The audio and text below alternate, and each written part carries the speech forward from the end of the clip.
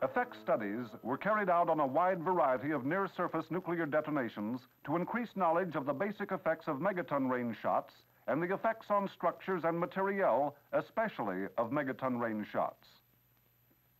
To extend the knowledge of basic effects of nuclear detonations, 3 programs were instituted on Operation Hardtack: underground studies of acceleration, displacement, pressures, and shock spectra.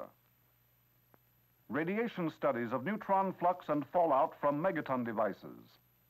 Electromagnetic studies of pulses from nuclear detonations and ionospheric effects of surface detonations. Ground motion measurements were made on 2 surface bursts, the 17-kiloton Cactus and the 1.4 megaton COA detonations. Emphasis was on obtaining measurements in high overpressure regions for use in the design of hard protective structures. The effect of soil type and weapon yield on ground shock was of particular interest. Participation in Cactus supplied low-yield coral soil data for comparison with results obtained in Nevada soil from shots of similar yield. COA provided high-yield data for comparison with the low-yield Cactus data obtained in similar soil.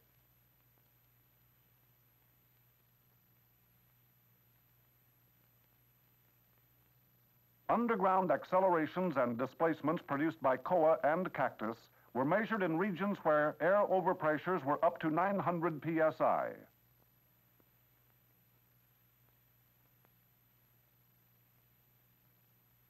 COA measurements, in particular, were at 3 ranges from 2,000 feet to 4,000 feet from ground zero and at depths down to 100 feet.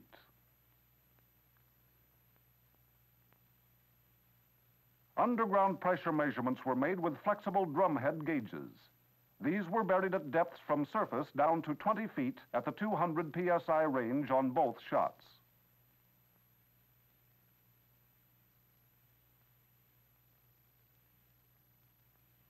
Canisters with vibrating reed-type gauges were installed with their tops flush to the ground surface and inside flexible arch structures at overpressure ranges from 75 to 200 psi.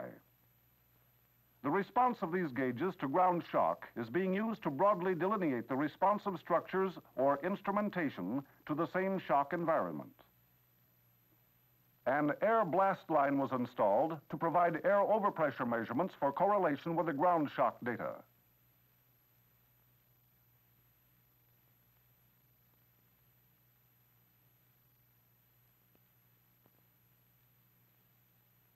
To complete the specification of the ground shock environment, crater measurements on both shots were taken by lead line and photographic techniques.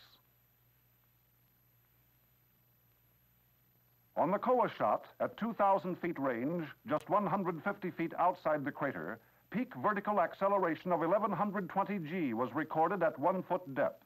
Peaks decreased rapidly with depth to 68 G at 10 feet and then slowly to 8.4 G at 100 foot depth. Vertical accelerations at 3,150 feet range show similar decrease with depth from 441 G near the ground surface to 1 G at 100 foot depth.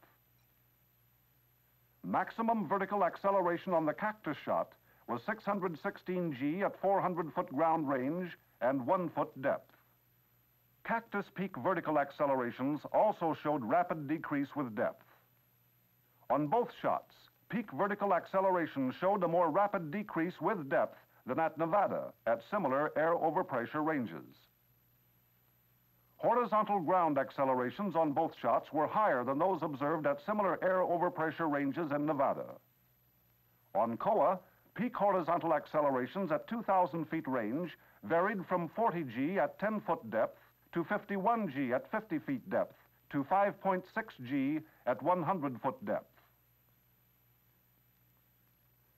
Observed acceleration records did not follow as simple a pattern as previously observed from airbursts at NTS. Nevada acceleration traces are more readily related to the shape and strength of the air blast wave, which generates a ground shock as it arrives at a location. The EPG records of the hardtack shots, Cactus in particular, are much more complex. The high seismic velocity characteristics of the coral soil causes early arrival of refracted and direct Earth-transmitted energy, which in many instances masks effects due to the local air blast slap. Relative displacement measurements between the ground surface and the 50 and 100-foot depths on both shots showed smaller displacements than expected from Nevada results. The largest was less than 3 inches. Underground pressure measurements taken with flexible drum heads show pressures a few feet below the surface are considerably lower than surface air overpressures. However, at 10-foot depth, pressures begin to increase. On cactus in particular, a pressure of 500 psi at 20-foot depth was recorded, twice the surface overpressure. It is believed the abnormally high underground pressures are due to the effects of large amounts of groundwater in the soil. Measurements of air blast phenomena, which were made over extended blast lines for cactus and koa, did not indicate a precursor formed on either event. Waveforms generally showed sharp rises, but were more disturbed for cactus than for koa. Peak pressures obtained with self-recording gauges compared favorably with pre-shot predictions, but those measured by electronic gauges at close-in range for correlation with underground phenomena did not. Furthermore, waveform characteristics at these locations were quite different for the two events. Until further analysis is made, caution should be used in predicting underground structural damage at short ranges. Ground motion results indicate soil type and device yield play an important role in determining underground motions. Correlation of ground motion with air blast data is in progress in an effort to produce scaling relationships. Simple scaling relationships to give ground motion for a particular soil and weapon yield are not apparent. The radiation program studied neutron flux and fallout for megaton range bursts. The objectives of this program were to measure the complete neutron spectra as a function of range and to determine the relative contribution of certain radionuclides to both local and worldwide fallout resulting from megaton land and water service detonations. Instrumentation for the neutron flux dose measurements consisted of threshold activation and fission detector foils exposed along a single non-radial line from 900 to 4,100 yards from ground zero. This instrument line was used on 2 shots with predicted megaton range yields to document neutron flux spectra and neutron dose as a function of distance.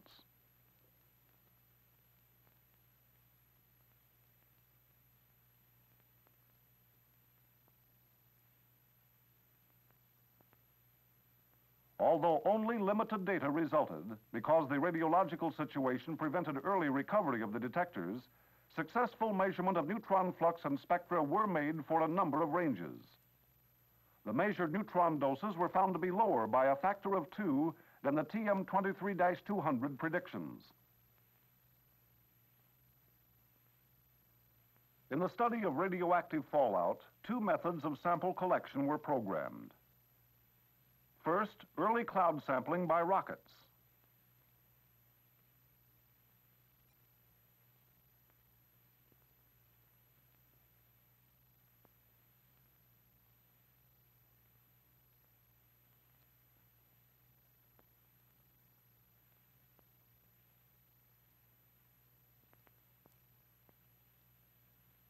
And second, residual cloud and fallout sampling by B-57 and WB-50 aircraft. Because of technical difficulties during pre-shot testing and early participation, the rocket sampling was canceled. The aircraft sampling program was successful on all shots in which the project participated. The B-57s collected gas and particulate samples from the residual cloud, while the WB-50s obtained downwind fallout samples at an altitude of 1,000 feet for various times following the detonation. Samples obtained from this program are presently undergoing detailed analysis and study in various laboratories, and any conclusions must await the completion of this work.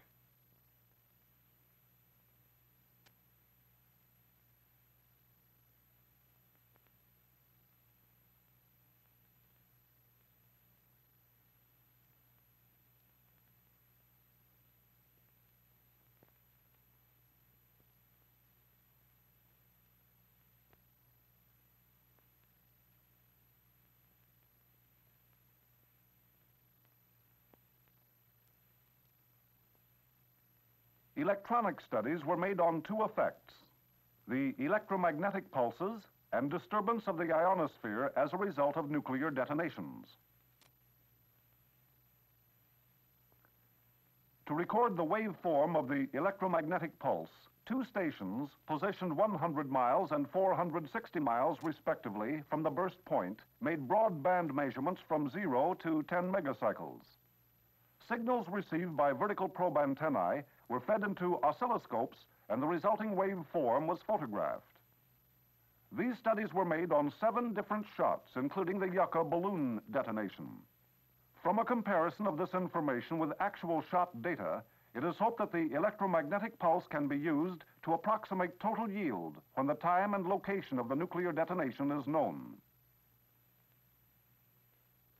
To study the disturbance of the ionosphere as a result of surface detonations, a C4-type vertical ionospheric sounder was installed at Kusai Island, 460 miles south of Enewetak Atoll. Similar equipment was located at Wake Island. These sounders emit 50 millisecond pulses at 60 pulses per second, with frequencies from 1 to 25 megacycles. After the signals are reflected from the ionosphere, the received signals are displayed on oscilloscopes as traces.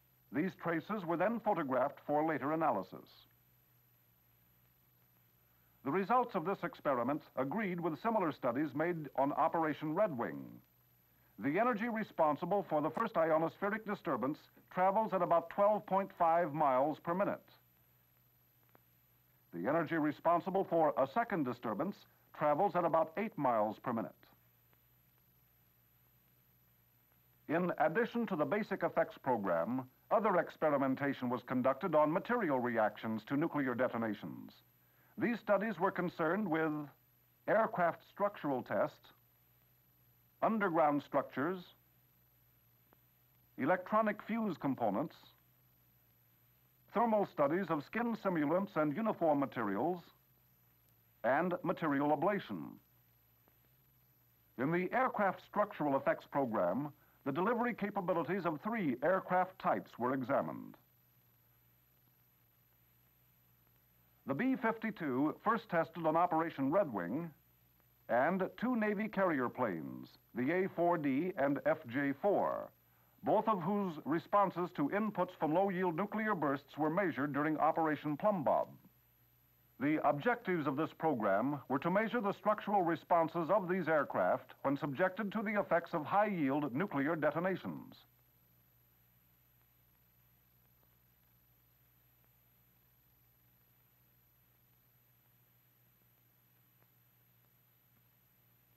The particular response data sought on the B-52 were side loads imposed by the effects from nuclear explosions in order to determine the aircraft's capability for multiple delivery strikes, where blast and thermal loads could be received at any angle from weapons delivered by other aircraft.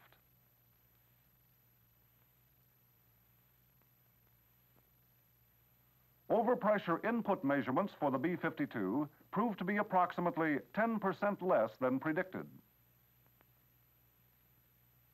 The hardtack test results indicated that the analytical value for bending moment at wing station 1178 was a reliable guide to the capability of the wing.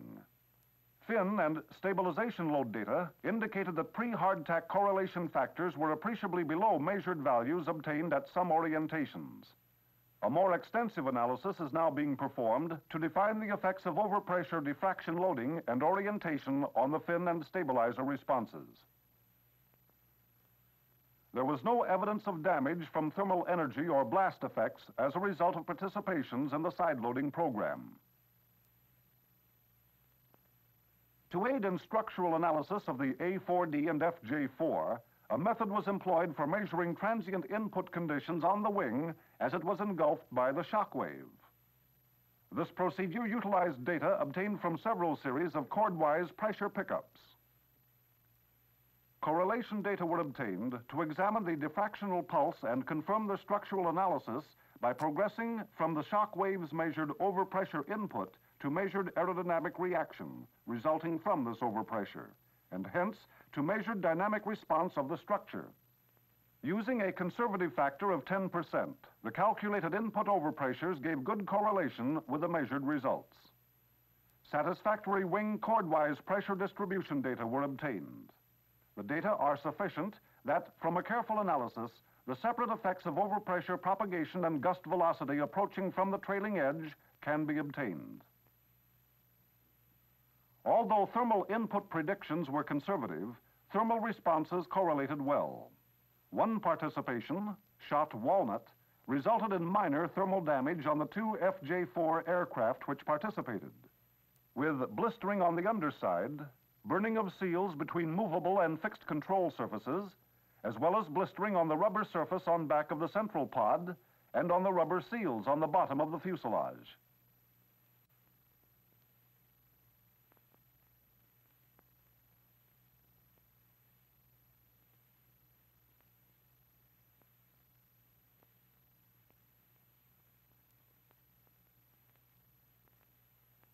The underground structure study was made in conjunction with the ground motion studies previously shown. This program was carried out on Hardtack in order to provide input data for designers of hard protective structures. Previous studies have been confined to low yields and Nevada soils.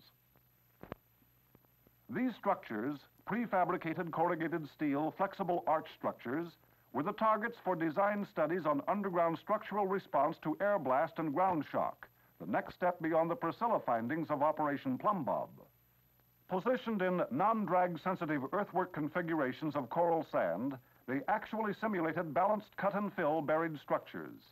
Inside the structures, floor slab accelerations, arch deflections, and internal pressures were measured. 3 of the arch shells were tested in the 80 to 180 psi peak overpressure region from COA's 1.4 megaton surface detonation, a long-duration loading test.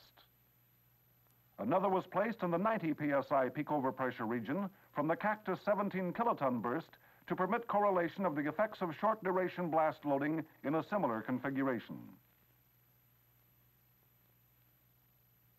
The Cactus tested structure, shown here, a 25-foot span by 48 feet, arch structure of 10-gauge metal, partially collapsed on the side away from ground zero. The collapse was apparently initiated by bearing failure of the shell plates at a bolted horizontal seam, about 5 feet above floor level on the collapsed side.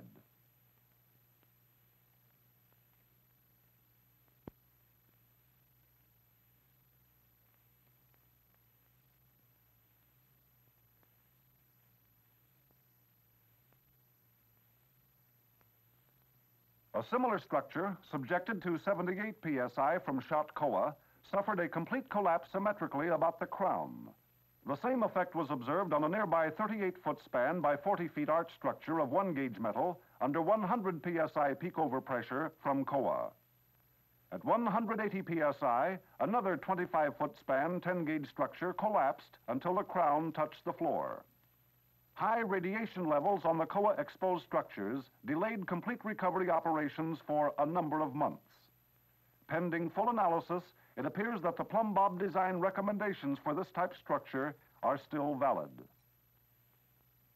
To establish design criteria for ICBM and other massive reinforced concrete structures under blast loads, thick reinforced concrete slabs were placed in COA SHOT's high-pressure regions, 175 to 600 psi, for dynamic behavior study. For this test, 30 slabs with reinforcing in one direction and 15 slabs with reinforcing in 2 directions were cast with spans of 6 feet and varying depths up to 5 feet. The slabs were placed flush with the ground surface to study flexure and shear strength, both with and without shear reinforcement. The results indicate that the resistance of the slabs to high blast pressures, particularly in respect to diagonal tension, was much greater than expected. After the high radiation level died down, the slabs were removed and examined to determine the magnitude and character of the permanent deformations. The data is currently being reduced and analyzed. One vital project expanded the Plumb study of the effects of nuclear radiation on electronic fuse components and materials. The tests were conducted under simulated tactical and storage conditions, in which instrumented corporal missile fuses and allied components were buried in proximity to several bursts of kiloton strength. Magnetic tapes recorded the data for later recovery and reading. Fuses and numerous types of components were subjected to neutron exposures of from 10 to the 12th to 10 to the 14th neutrons per square centimeter, and gamma dosages of from 10,000 to 100,000 Roentgens. Since this project sought information on such questions as whether a missile during a multiple attack would function properly when a nuclear weapon burst nearby, it is noteworthy that many important changes in the electronic gear under test were observed. For example, some transistor parameters underwent transient changes 84 times their initial value without ensuing permanent damage. Plate currents of vacuum tubes changed up to 120%. Resistors exhibited decreases in resistance of from 10 to greater than 20% for periods of a millisecond. The corporal fuse system exhibited transient disturbances which indicate a high probability of premature firing when exposed to radiation doses as low as 10 to the 12th neutrons per square centimeter and 10,000 Roentgens of gamma. In the thermal radiation study exposing skin simulant specimens, both bare and covered with uniform materials, the objective was to validate laboratory methods of determining the degree of protection afforded by uniform materials under actual long-pulse megaton-type exposures. It was found that the field test results on the higher yield weapons differed in some respects from Naval Material Laboratory's predicted results. These differences indicated the possibility of a discrepancy between the laboratory simulated thermal pulse as well as lower effective radiating temperatures of larger yield weapons. In a study to determine the rate of ablation of materials, metal specimens were mounted on a 100-foot tower within the shot cactus fireball volume. Recording equipment and thermocouples were buried at various depths within the specimens to determine the ablation rate. Another specimen within the fireball volume was designed to measure the velocity of sound from which the temperature within the fireball could be calculated. The method used involved recording equipment and transducers to pick up the pressure pulses from a series of small HE charges set off at sequential times after time zero. Data were obtained and recorded. However, thorough laboratory analyses must be completed before any conclusions can be drawn. The effects programs we have just reviewed were all successful in gathering a vast amount of data, much of which is yet to be analyzed. Ultimately, the extent of knowledge concerning the effects of megaton detonations will be greatly advanced. A brief summary of these programs indicates that soil types and yield are important in determining underground motions. However, simple scaling relationships are not apparent. Concurrent with the ground motion studies, the Underground Structures program tentatively confirmed the design recommendations for corrugated steel structures when extended to megaton range devices. Concrete slabs showed greater resistance to high blast pressures than expected. However, further analysis is required before quantitative results can be determined. The radiation program produced the first successful documentation of integrated neutron flux as a function of range for megaton detonation. Analysis of fallout from megaton devices is still being conducted by the laboratories, and any conclusions must await the completion of this work. In the structural effects studies on the B-52, sufficient data were collected to substantiate a correlation between measured and analytical responses. This will establish a workable and reliable side load computation procedure. For the A4D and FJ4, sufficient reliable data were obtained for correlation with response data obtained during Operation Plumb to permit subsequent defining of the high-yield weapon delivery capabilities of these aircraft. In the study probing the effects on a corporal fuse system exposed in a nuclear environment, it is concluded at this stage of the analysis that the system is electronically affected sufficiently to make its operation highly suspect. In the thermal radiation tests, it was found that a possible discrepancy may exist between Naval Material Laboratory simulated thermal pulse and actual pulses. the data tends to reflect a lower effective radiating temperature for larger yield weapons. As in most of the experiments on hardtack, it is too early in the analysis stage to make definite conclusions. These must await further study of the great volume of data gathered.